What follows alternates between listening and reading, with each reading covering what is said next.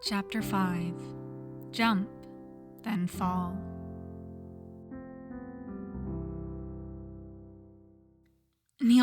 Neal, talk to me. Answer me. Answer the phone. Talk to me. Say something. Neal, please. Diana pleads into her phone, but the call is disconnected. What's going on? What happened? First team is on the roof. Weapons are being surrendered and secured. Agent Berrigan, you have to. Sir, they're reporting that Caffrey isn't up there. He can't be gone. He can't be. He has to finish that book he mentioned. He was going to take Lian to a movie. Lian, she's at school. She's only 9. She's just sitting at school, and she doesn't know. She only just got him back. I can't. How can I tell her that he... Agent Berrigan. He jumped, she whispers. Peter isn't the first one onto the roof. He isn't even with the first group that makes it all the way to the top. The assailants have all been disarmed, and arrests are being made by the time he steps out onto the scene. Neal! He doesn't see him. He runs forward, eyes searching frantically for his CI. There's only one roof access. Where's Neal? Neal? Neal, my CI, where is he? He isn't here, Agent Burke. Icy fear floods Peter's veins. Neal, was that his real name, then? Oh, dear. I regret to inform you that your man took the short way down. Peter turns to look at the speaker. It's their suspect, Josiah Rousseau. He smiles cruelly. Well, perhaps short isn't the right descriptor. 17 stories, why, that's over 170 feet, isn't it? He jumped off the top of Niagara Falls onto a New York City sidewalk. My most sincere condolences, agents. The world seems to close in on Peter as he takes a faltering step towards the edge of the roof. No. Please, he can't have. Someone stops him from going further. Agent Burke, maybe you should let someone else verify. The teams on the ground will handle it. Peter tears his eyes away from the ledge to look at them as they turn him away and usher him back towards the stairs. A distant part of his brain recognizes Douglas, the junior agent from organized crime who had been involved with the original operation. I hope they put you away for the rest of your life for this. One of the agents arresting Rousseau grinds out, emotion thick in his voice. It's always hard to lose someone in an operation, especially a civilian. It's the other agents' reactions that drive the realization in for Peter. Neal is dead. He could not have survived the fall. The knowledge sinks in as Peter's senses go numb. And why would they? Rousseau says. He sounds far away, but Peter doesn't know why. Douglas tries to guide him to the door. He hadn't noticed that they'd stopped walking. Peter doesn't know why they stopped. He jumped of his own volition. I never threatened him, nor did I force him to jump. Why? They were only seconds behind. If he had just stalled, if they had moved in earlier, if he had been faster. We'll see what the prosecutor has to say about the contents of your office, then. What contents? I must admit, very little of what we conducted is on paper.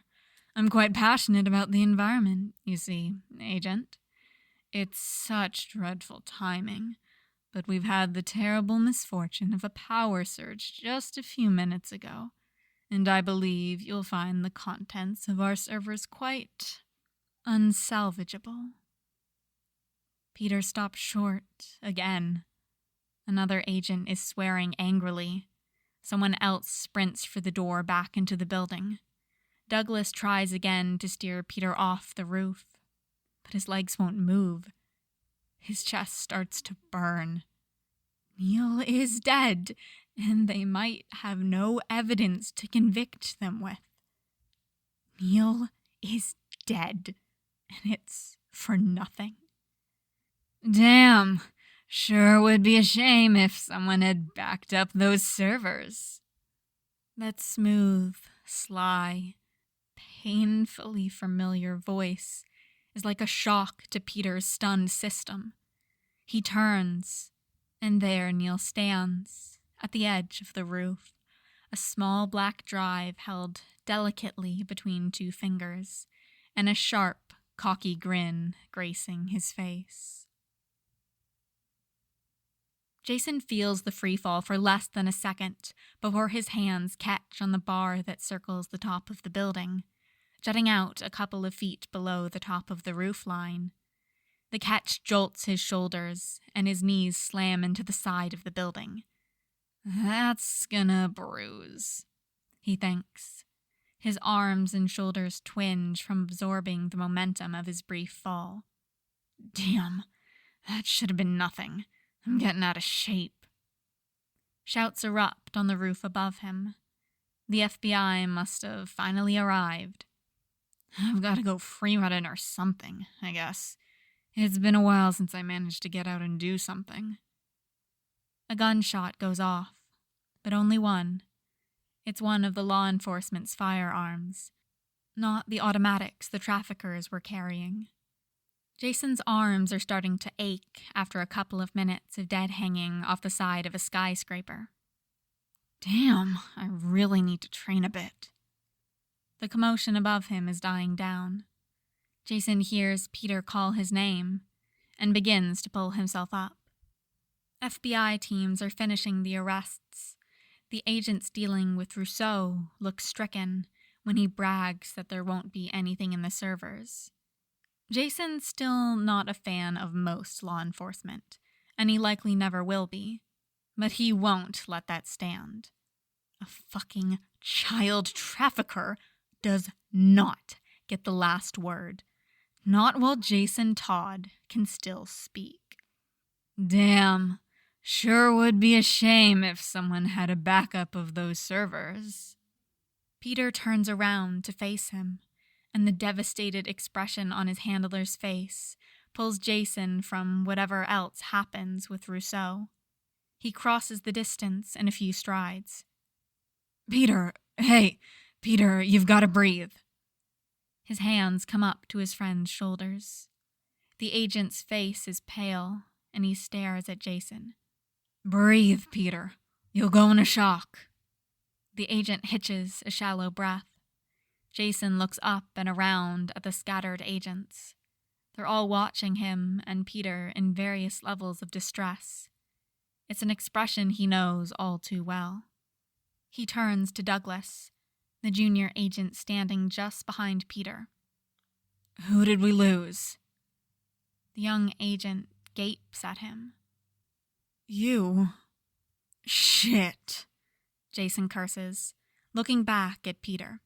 Hey, look at me, Peter, I'm fine. I'm okay, I promise I'm okay. The older man sucks in a shuddering breath. He holds onto Jason's arms for a minute while he pulls himself back together. You're alive. Last I checked, at least. Peter takes another breath. How? Oh, there's a bar that circles the roof a couple feet down. I just caught that and hung on. Peter shakes his head in disbelief. I can't believe you're all right. Whole hail healthy, Jason assures him. Whole hell healthy and fucking insane, Douglas mutters, scowling. Yeah, well, don't ask for too much. Let's go. Peter grabs Jason's arm and pulls him to the stairs. He doesn't relax, not even after the paramedics on scene have declared that Jason is completely unharmed. He stands up and walks away from the ambulance, pulling his jacket back on. Peter hasn't taken his eyes off him. Seriously, Peter, I'm fine. Neal! Diana calls out, running up to them. You're all right. Of course I am. This is, apparently, the wrong thing to say. There is no of course. You jumped off a fucking building. Do not make light of it now. Sorry. Jason apologizes quickly. Never mind, Diana says, and walks away. Jason turns to look at Peter, who just sighs. Let's get you home, Neal. The car ride is silent, for the most part. Jason pretends not to notice the glances Peter sends him every chance he can take his eyes off the road. They pull up to June's house, but when Jason leaves the car, Peter follows. Jason gestures him into the apartment in front of him and pours them both glasses of water. Don't we have to be at some kind of debrief? Jason asks, after taking a sip. It's not scheduled until tomorrow morning. Peter picks up a small black drive that's sitting innocuously in the center of the counter. Is this what you got from their server room, then? Not that one. Jason snatches the drive Tim gave him with the information on the organization that had taken Lian out of Peter's hands and shoves it into a pocket. I passed that one off to the evidence guys before we left the scene. What's that other drive, then? The agent asks suspiciously. Digital copies of Lian's stuff. Jason replies quickly. She'll probably be home soon. I should get dinner started in a bit if we don't have to go back to the office today. Peter nods, still watching him. Are you staying? His handler shakes his head, finally looking down to his untouched water glass. Jason sets down his own. What's wrong? Don't say nothing. You can't lie to me any more than I can get away with lying to you. And you keep looking at me. He's silent for a minute. You scare me, Neal. Peter finally admits. That was too close. For a minute, I really thought... He trails off, shaking his head as if to clear the memory away. Just take care of yourself, all right? I should really get home to Elle. Jason walks him to the door. We'll have you and Lian over sometime soon, all right? She'd love to see her again. Of course, Jason says. He knows full well that it isn't Lian that Elle will want to see alive and well. Heard you had an exciting day at work. Tim grins, walking into the kitchen with groceries. Fuck off, Jason grumbles, swatting at his hand with the cooking spoon he's using to stir the onions he's sautéing. No snitching pierogies. Tim sticks his tongue out and dances out of the way. Work? He prompts again, once he's at a safe distance. Hung off the side of a building for a couple minutes. Tim frowns. How did you end up on the side of a building?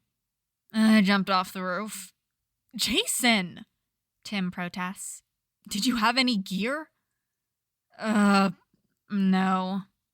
Are you kidding me? What the fuck were you thinking? I was thinking that I could survive hanging off the side of a building for a couple of minutes better than I could survive being the sole target of 7 machine guns. Jason retorts, scowling.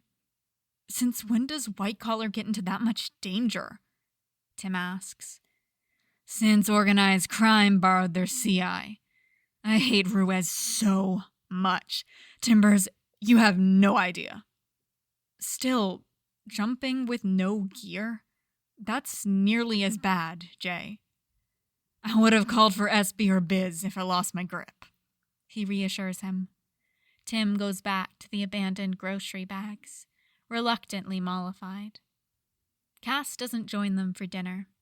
Lian insists on eating pierogies with chopsticks, because they're dumplings, and, well, Jason can't exactly argue with that. They move on.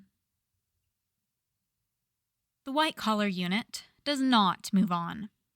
Peter confines him to desk work. Jones won't let him go on coffee runs. Everyone watches him more carefully, and he keeps catching people staring at him. Peter insists on having Jason and Lian over twice as often in the following weeks, which isn't an absurd amount, given how little time Jason has spent with the Burke since Lian showed up, but it's still a significant increase.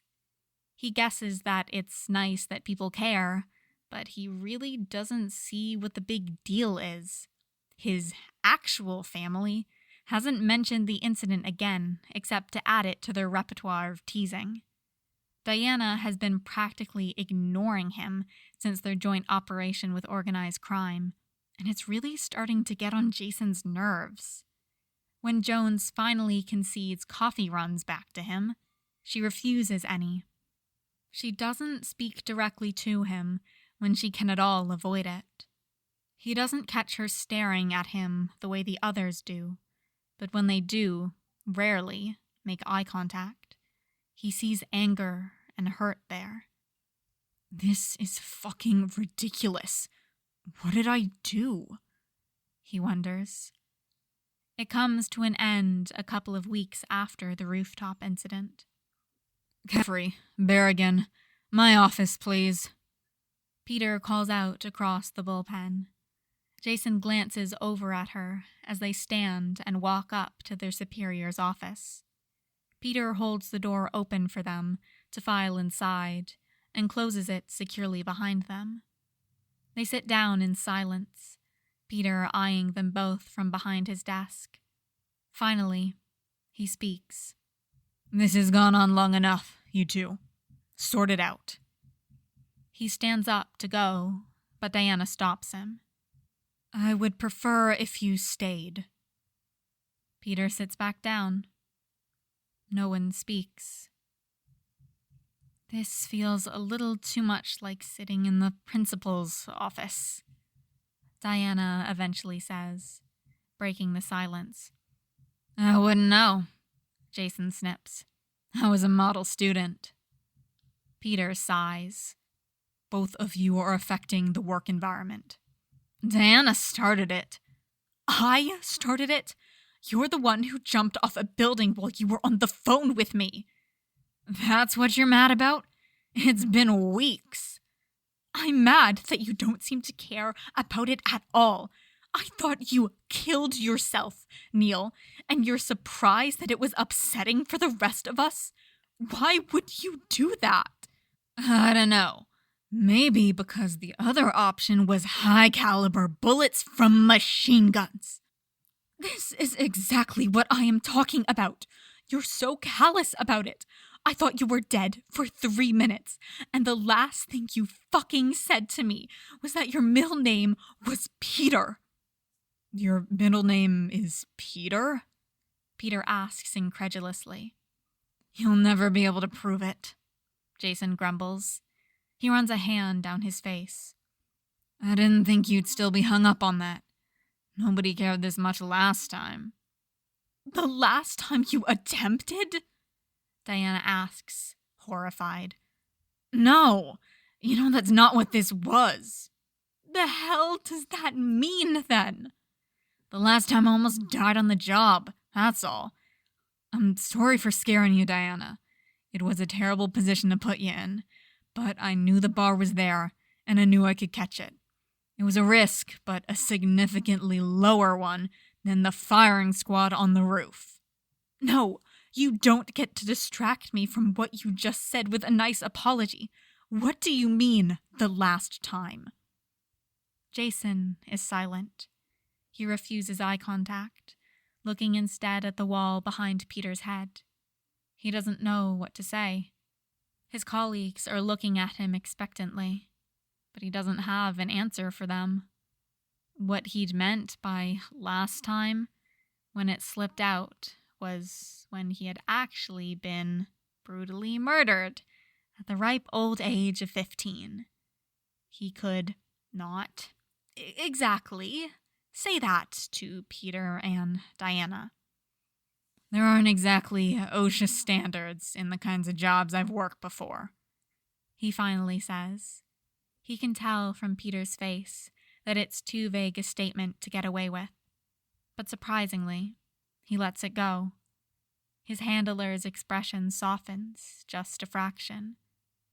Neal, you have people looking out for you now. You're an integral member of this team. And more than that, you have a child. You're all that she has, Neal. Jason mentally blanches at the vulnerable turn the conversation has taken. Accidentally referencing the most traumatic experience of his life was bad, but Peter acknowledging his work and position as a team member and saying that they're looking out for him? Way worse. His response is to bristle in a way he knows Neal Caffrey wouldn't, but Jason is more adverse to emotional vulnerability than Neal is to an unusually hostile response. Once again, he says shortly, I'm not suicidal. Furthermore, I would like to remind you both that I made the right decision and I stand by it, because I am sitting here in your office listening to this and not in the ICU recovering from high-caliber gunshot wounds. Or, alternatively, a morgue. Would you prefer I make the wrong choice next time? No, because what I'm hearing is you think I should have stayed on the roof. His colleagues are silent. White-collar unit or not, this is still the FBI.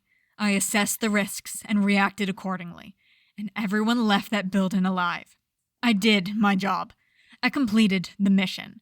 So why am I the one who's getting the silent treatment for 2 weeks? What more do you want from me? Neal, Peter starts, but doesn't finish. Jason can see in his face that he doesn't have anything to say. Can we all just move on from this? Jason asks, offering them an out. He shouldn't have said everything he did. He knows it was too far out of character, but he hopes the others are too uncomfortable to bring it up. He hasn't fully lost Neal Caffrey, though. Jason would never have said, we all. It would have been you all. Neal chooses his hills he'll die on very carefully. Jason's approach is more of a been there, done that, to the whole dying thing. So he's much more inclined to do it again on every single hill he's ever come across.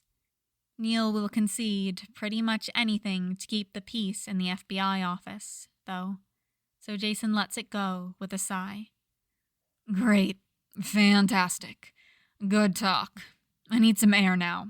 Thank you. Coffee? Peter nods. Jason turns to Diana. Yes. Thank you, Neal, she says quietly. I can't believe they were still hanging on to that, Jason thinks as he walks out. Civilians. And then they had the audacity to fucking sit there and act like it was my fault for not being more sensitive of their feelings when I'm the one who is in danger. Jason complains to Tim. He's sitting at the counter with his laptop getting some work done while Jason makes tea. Tim had stopped on the way over from the office for takeout for dinner. Lian isn't with them. She and Cass are at a ballet school that's associated with Cass's company. Tim had just told Jason that Lian was out with Cass, which he had accepted at face value. He's waiting to see how long it takes Jason to notice her new hobby. I was pissed, of course.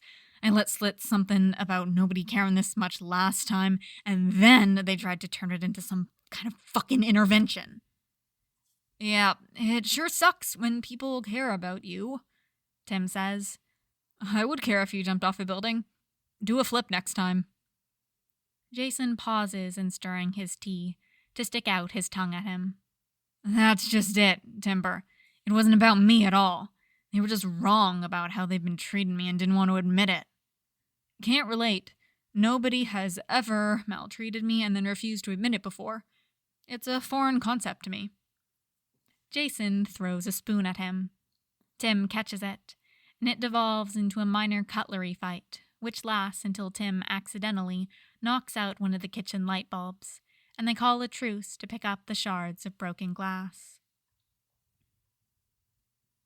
Jason is absent-mindedly folding their laundry on the couch one evening when he notices some unfamiliar items in Lian's clothes. Lian? He calls out, holding up a pastel leotard he's never seen before. Are you doing ballet now? Yeah, she says, looking up from her homework. It was fun, so Cass started taking me with her. There's a beginner-level class during her evening rehearsal. Okay, Jason says, folding the leotard. Let me know if you need anything else for it, or if there's anything else you want to do. Okay? Okay, Lian agrees. And that's that. A tall Asian woman strides out of the elevator into the white-collar unit late one afternoon after things have settled down. Her powerful strides across the room instantly draw the attention of the entire bullpen. Peter notices the newcomer from his office and steps out to intercept, but she stalks straight up to Neal's desk without even a glance around the room. What have you done now, Neal? She taps a long painted nail on his paperwork.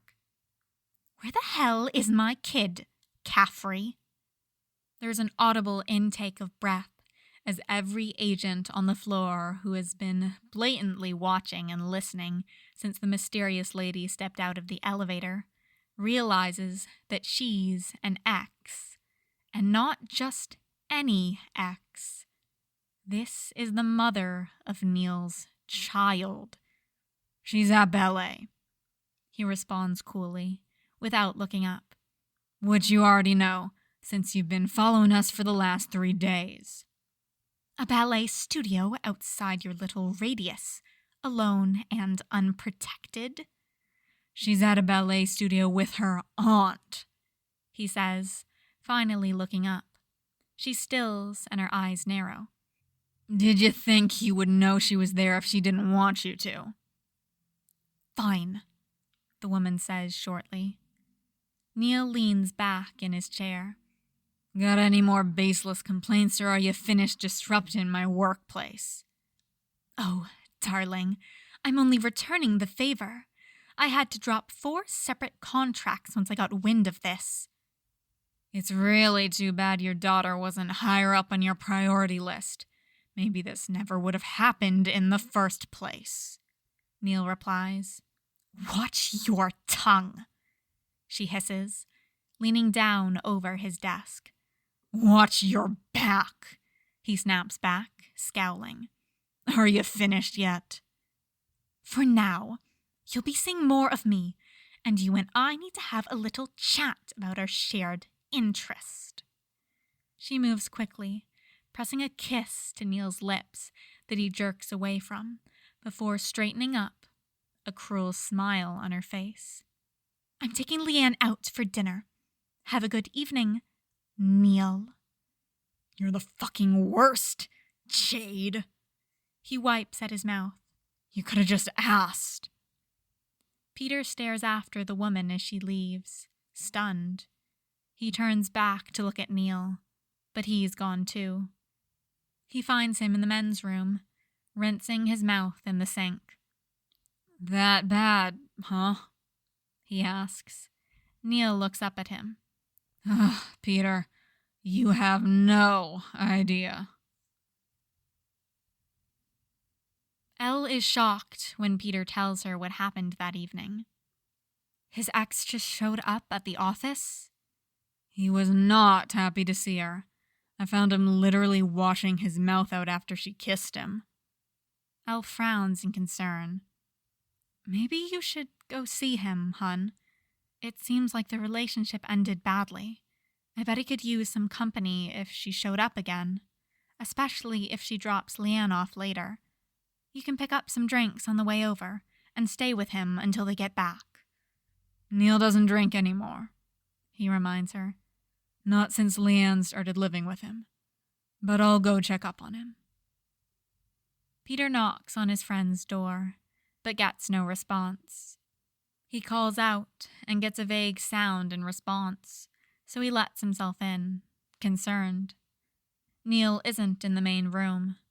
It's dark, but a light over in the bathroom casts a square of fluorescence on the floor through the open door.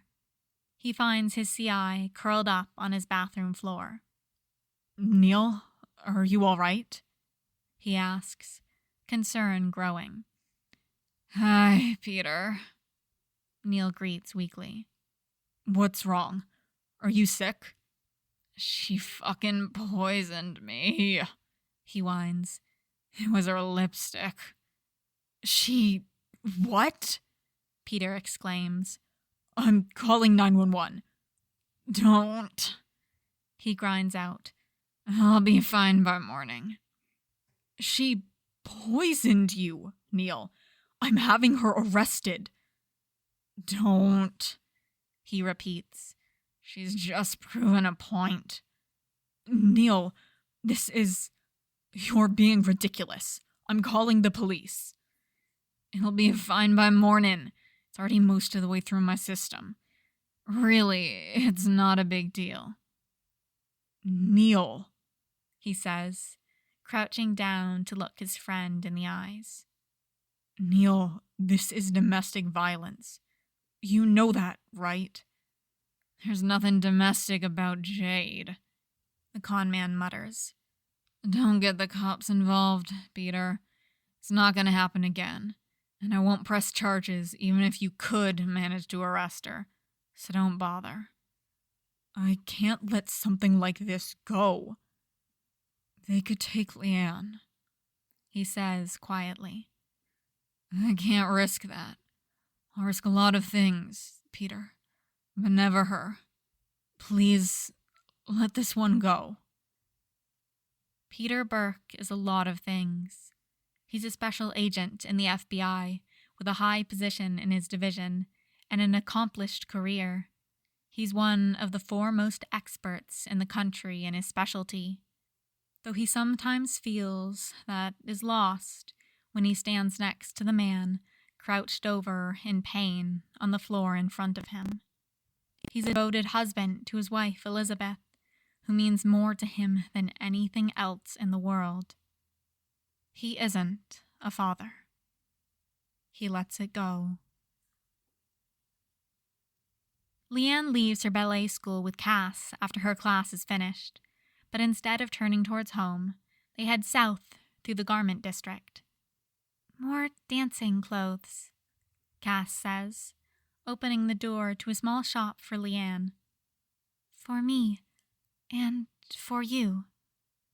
They look through the racks together, but Lian is hesitant. She's not really sure how much clothes are supposed to cost, but she knows she doesn't have any money. She tells Cass as much, but her pseudo-aunt just smiles and pats her head. Bea does. Lian chooses one leotard and a new pair of tights. Cass seems to really like the flowy skirts Lian sometimes sees the older girls wearing, since she picks up 2 of them. They leave the dance store and head to a small restaurant on a quieter street. Lian can't actually read Chinese, but she's pretty sure that's what's on the sign. The English description underneath reads, Oriental Palace, which seems like a very generic, undescriptive name that means absolutely nothing to Lian. Hong Kong food, Cass explains to her when they sit down inside. There aren't very many tables. I lived there for 2 years before. Hopefully you will like. Cass smiles. Lian doesn't really get Cass, but she's nice. She didn't really get Tim at first either, but they met years ago, and now she thinks he's really fun. Are we not going to order? Lian asks. Waiting for someone, Cass says. She doesn't open her menu. Lian almost asks who, since there's only one seat left at their table, so Jay and Tim can't both come and eat with them. But something about the way Cass watches the door makes her stay silent. She gets her answer when her mom walks in.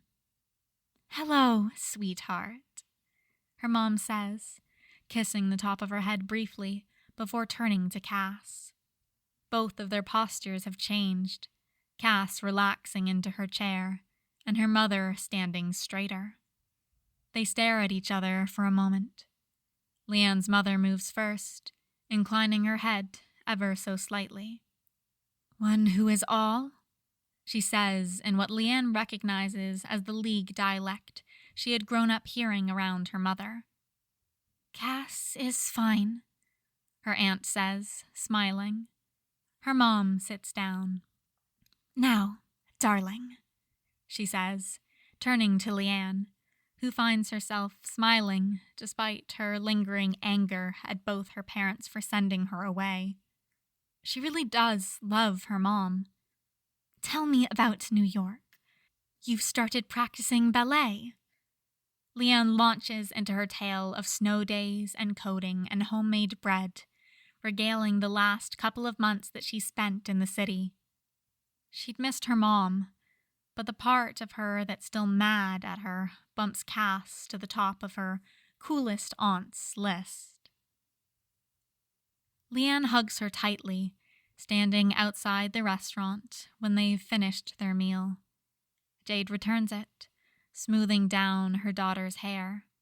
She's grown several inches since the last time she's seen her over the summer holidays. It's hard to believe she's nearing 10 years old. You aren't mad about your brother? Jade asks, looking to their dinner companion. She's irked at the power play, but Jade's got excellent survival instincts. She knows where she measures up against the young woman watching her and her daughter. The one who is all, Cass, apparently, shrugs. Good for immune system. Jade smiles. Lian is in good hands. The next day is an awkward one for Jason. What seems like every agent in the unit comes to rib him about his ex showing up, which would be awkward enough without adding the fact that Jade isn't even actually his ex on top of it.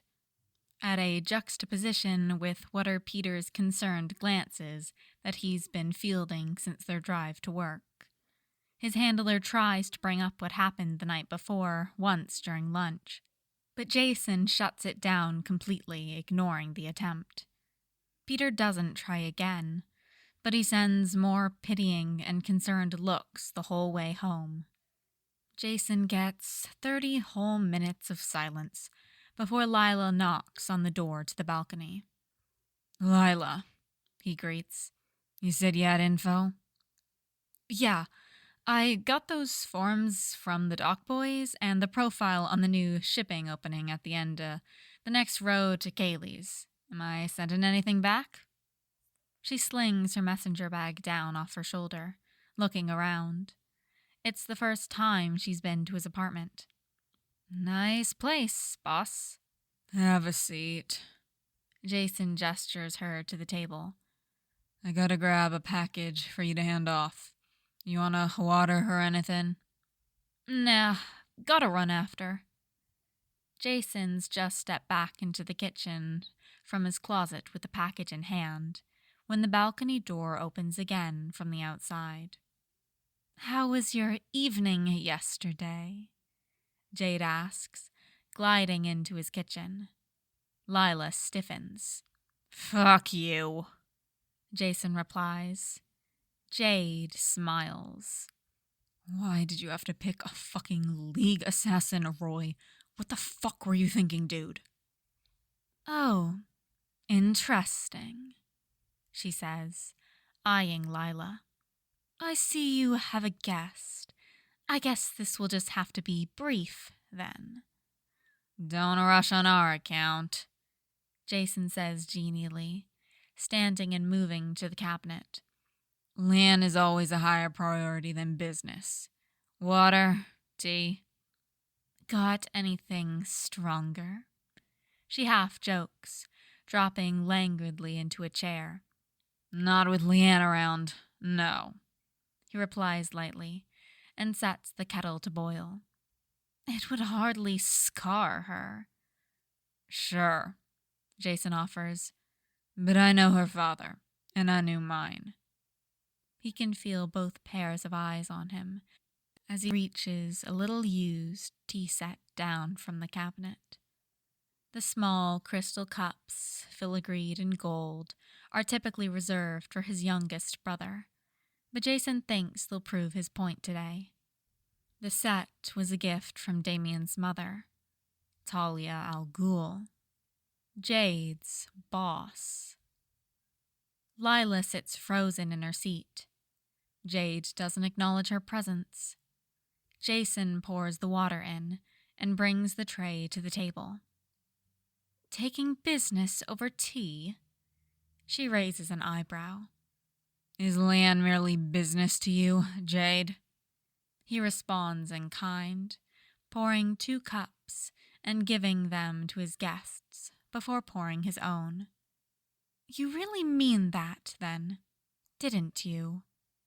She says, taking a sip of the scalding tea. That Lian is a higher priority than business?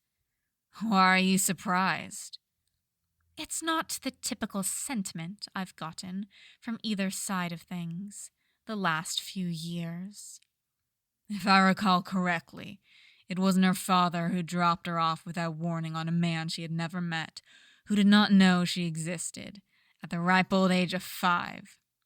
And if I recall correctly, it isn't her father who is waking up to make breakfast and pack lunches, even if he'll be gone before she wakes up.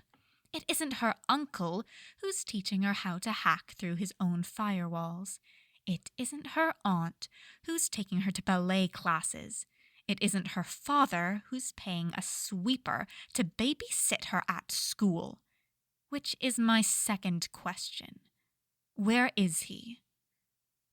He is unavailable. She narrows her eyes at his answer behind her teacup. If this is going to work, Red, I'm going to need some honesty. If this is gonna work, Jason scoffs. I've had it for months, and you're only now just showing up. Mind whose table you sit at, Jade. So you're going to try to take her from me, then? You want honesty from me? Jason sips his tea. Honesty is that I don't want to keep her away from you. She's still your daughter. However, he sets down the glasses. I will act in her best interest. What remains to be seen is whether or not you fit into that. You're gonna have to agree to some things. And if I don't? She sets down her empty glass. I'll have you blacklisted, he says, refilling it.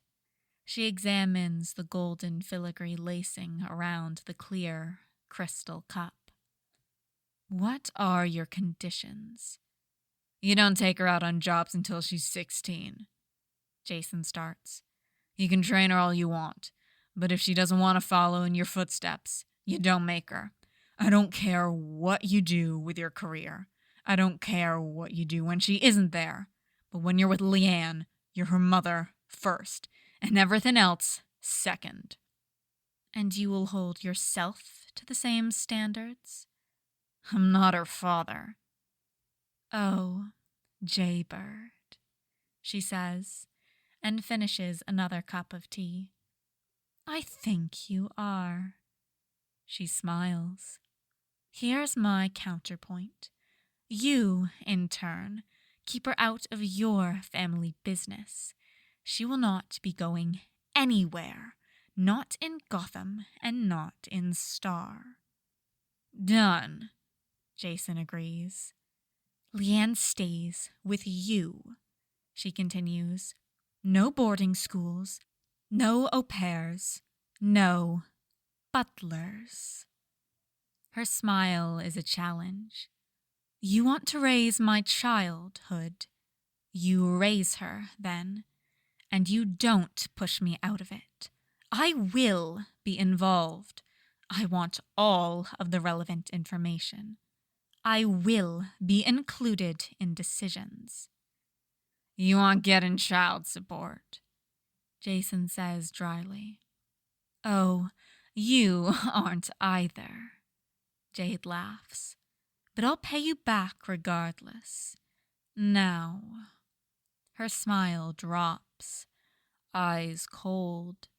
When she's being nice, it's easy to forget her kill count.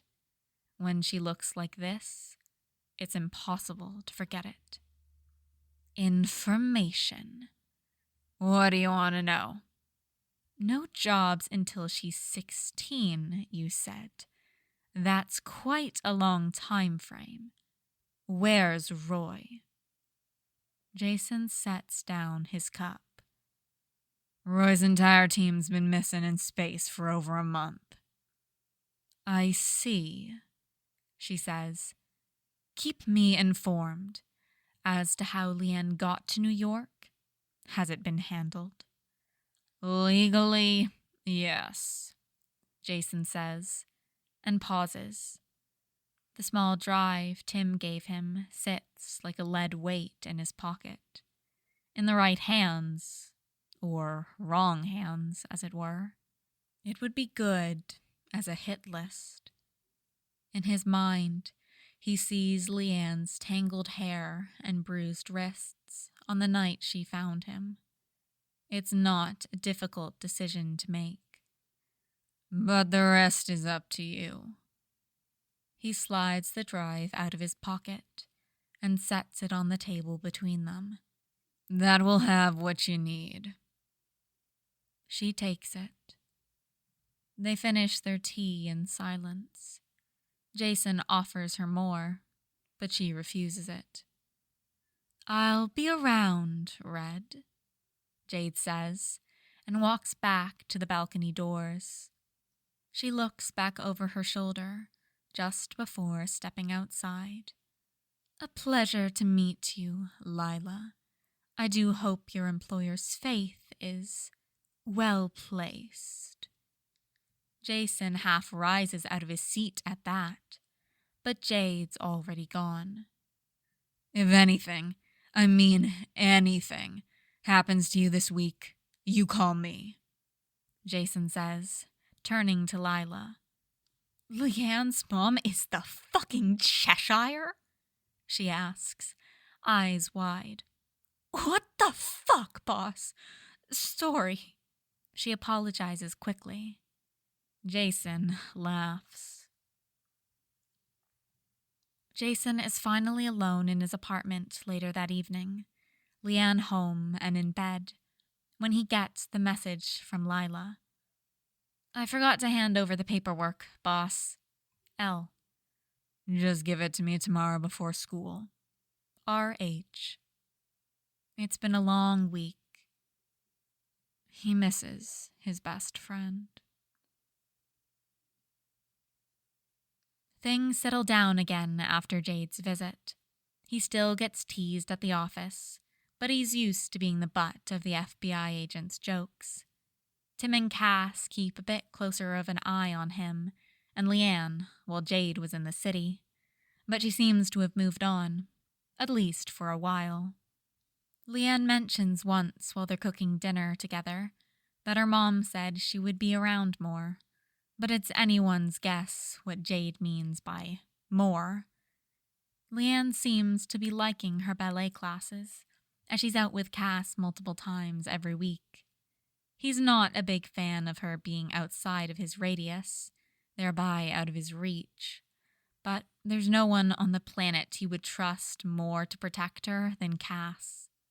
He reassures himself that if anything truly happened, he could cut the anklet and run for them. Mission be damned. With Lian's new hobby has come the new paraphernalia typically associated with an athletic pastime. There's a new bag joining her backpack by the door every night, a little carmine gym bag.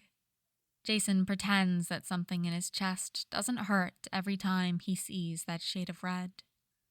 Her collection of pastel leotards has also grown, but only in one color.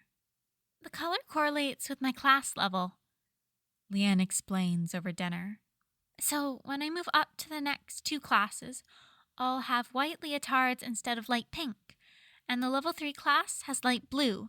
Level 4 girls get to wear dark blue, and the most advanced girls wear black. The blue level 3 girls and above also get to wear skirts, but only if they're wearing point shoes. You can't start point shoes until you're 11 or 12. And what do the boys wear? Jason asks, twirling spaghetti around his fork. He wonders absent-mindedly where she learned the word correlates. Probably Tim. Lian watches and mimics him. All the boys around my age wear blue pants and white shirts, but the older boys wear black shirts and pants instead of blue. She informs him seriously. Jason nods. Are you learning a lot? Yeah, I guess so, Lian says, but she sounds disappointed. Ballet's not all it's cracked up to be, Little Red? No, I really like it. I just wish I was learning more. She frowns. My class is full of little kids, 'cause it's the beginner class, and everybody's so little, so the teachers have to go over the same things over and over and over again, because it's a bunch of kindergartners. The next class has a bunch more people my age, but I'm not good enough for that one yet. Learning anything is a whole bunch of going over the same things over and over and over, kiddo, Jason says. But I bet Cass would practice with you if you asked her to. I mean, I don't want to ask her for even more. She's already taking me to extra classes. I'm doing 2 beginner classes, and most people only do 1. If she doesn't want to, she'll say no, Jason assures her. But it never hurts to ask. Okay, Lian says, and turns her attention back to her spaghetti. Hey, Jay? She ventures a few minutes later. Can I ask you a question? Always can, kiddo. It's about Cass, she says. I didn't want to ask her because it might be insensible. Unfeeling? Insensitive, Jason offers. Yeah, but I was wondering, why does she talk like that? Jason leans back a bit in his chair, thinking. He'd guessed Lian might ask about it, but how could he explain what Cain had done to Cass to a 9-year-old? Cass talks like that because she's still learning how to talk, Jason explains. The person who raised her didn't teach her how to talk, so she didn't learn how until she went to live with Bruce. I guess I forgot that adults have to learn things too, Lian says. Adults learn things all the time, Jason smiles. I learned a lot about how your ballet classes work just now. Guess so. She looks down at her hands. Hey, Jay? She asks again, quieter this time. Do you know who taught my dad how to do archery? His smile turns sad. His first adoptive father, Jason tells her quietly, remembering the night Roy had told him the story. In the back of a barely running pickup truck in rural Idaho, empty bottles of the sharpest ginger beer Jason had ever tasted littering the truck bed between them. Roy had said it was the closest thing to the burn of alcohol he could find. It was one of his harder days. Jason remembers how the steadiness of his friend's voice was bellied by the shake in his hands every time he took a sip out of the dark brown bottles, how the acrid air of the high desert dried out his own voice while Roy talked. He'd told him how they were 5.5 hours by car from the reservation where he was born, and it still felt too close. It must have been the proximity, or something in the air that had loosened his tongue, though Roy had joked half-heartedly that their sodas must have actually had something in them after all. He'd told him about his childhood, the first time he'd tried liquor, just the mischief of a bored, antsy kid, and what he'd woken up to. The truth he'd only learned nearly 2 decades later. The guilt he still carried, even knowing it hadn't been him. The brother he'd had, who might still be out there, that he could never face. He was called Bravebow, Jason tells Lian now, passing the secret history Roy had shared with him on to the one person in the world it matters to most. They lived on Spokane Reservation. That's where your father grew up. Roy used to get into all kinds of trouble, and he said he would always get him out of whatever mess he'd gotten into. He was the first person to ever call him his son. New York shines through his windows, but all Jason can see are the stars in Idaho. Grocery shopping is typically a once-a-week affair for Jason, but he'll make an exception and go out for some or another ingredient if he needs anything in particular. He walks home from work the next day, rather than taking the ride Peter offers him, wandering through the streets and corner markets and bodegas on the way home in search of his prize. He finally finds it in an old-fashioned candy shop, tucked next to a real estate agency and an empty nail salon. They've updated their logo, but Jason remembers the shape of the bottles they'd shared in the bed of that truck. The ginger beer is safely ensconced away in his now empty wine cabinet when he gets home. He doesn't want to drink it. Not just yet. Jason, Tim calls out, slipping into the apartment through the balcony a few days later, after Lian's gone to bed. I need to talk to you. Realistically, it could be anything. Jason knows it isn't. He wishes it was. He wishes he didn't recognize the tone of Tim's voice and the tentatively blank expression on his face. And fortunately for both of them, he does. Who is it? Jason asks, standing up from where he's reclined on the couch. Tim crosses the room to join him. Roy and Corey's team has officially been declared as missing in action in an active combat zone. Jason sits down.